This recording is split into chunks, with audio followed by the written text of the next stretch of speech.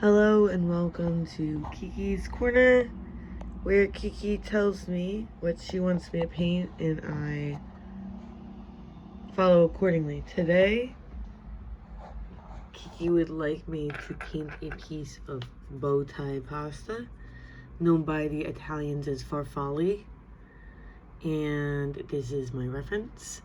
As you can see, I've sketched out the general shape on this small easel, on the small canvas. And I painted this green. It stuck to it, but that's okay. Looks like something might just have happened there. And what do you know? That's okay. In situations like this, we just move on. Anywho, yes, this will be Farfalle by Kiki, and I thought my parents would like to see me paint it. So, right now I have my Azo yellow, cobalt blue, and a little bit of orange, and I'm gonna see if I can generally get color for this. I might want some white, but yeah, we're gonna try and match that color. I'll check back in. So a little moment of the process. I started by mixing kind of a brownish yellow green, and I added a couple more colors. I added like more of a cyan-y blue, and then a light magenta, more of a, I call it like a carmine, but maybe I'm wrong. And then more like a lemony yellow, and then some white. And I haven't added any white yet, but I took some of that brownie green and I added that to some yellow, both of the yellows honestly. Right now it's kind of just a balancing act. But it's not super close. But we're getting there. I think it needs to be duller, so maybe I'm gonna add some like more purple. But only like slightly. And I think I might want to add some white. So yeah, I'm just figuring out the color. Okay, so I like this color a little better. I added a little bit of magenta and white and cobalt, and I think the white really made a difference because this is a pretty opaque color. Yeah, so I'm gonna just do a first coat with that and see how that looks, and then kind of build it in layers from there. So I actually didn't end up liking the combination because I painted the under coat like a fluorescent green. This pale kind of Shreky yellow up against this green looks too orange.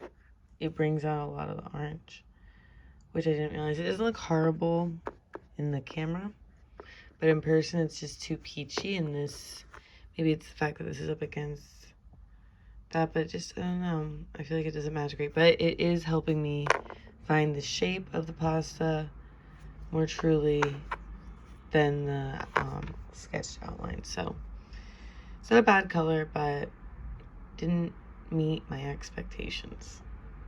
So I painted a brief outline, tried not to think about it too much. I'm not loving it, especially the right side, but it's not horrible. It's not the worst. I think what I'm gonna do now is think of a color to paint the outside, like the background, and then kind of clean up and erase what I don't like, and then give another layer. So I decided to paint the outside purple, like a lavender, and it's drying. So, and it's kind of thick, but I like it. It refreshed my mind on the color, and it made me feel better about the under color. You know, it looks a little bit, I think the green wasn't good. While that's drying, Kiki suggested that I sketch the farfalle by itself in my notebook just to get a feel for the shading and the shape. And I think that's a great idea. So thank you, Kiki. We love you. Thank you. Hello, welcome back to Kiki's Corner. Kiki's woken up to lick herself a bit clean. And my hands, I wash my hands a lot while I do art because I don't want any oil or anything to get on the paper or canvas. But yeah, Kiki is really going at it right now. And she's really real for this. Oh my god. What is she like? Okay. Anyway. So I drew a sketch of the farfalle to get to know it better. And I kind of like outlined the shadows in graphite with this pencil, which is a Staedtler Mars Lumograph pencil in 7B. And I also used this Faber-Castell jumbo pencil in 4B. That was kind of to get some early points. Something I noticed with my tracing technique, I didn't like go like a trace like as sometimes we trace our hands, but rather an unusual I wrote these notes, an unusual technique, muting my depth perception by closing my right eye eases the process of tracing a pasta and its shadows.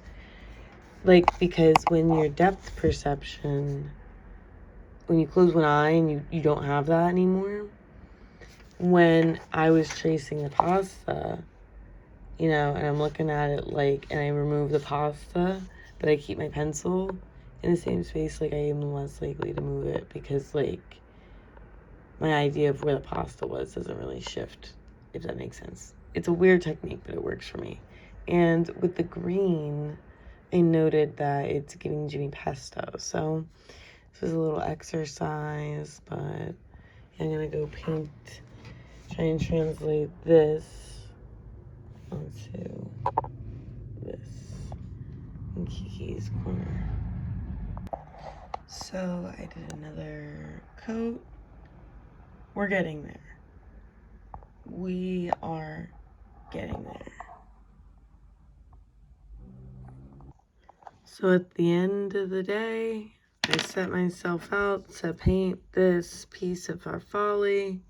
Here is what ensued. It's not perfect, but I did my best, and yeah.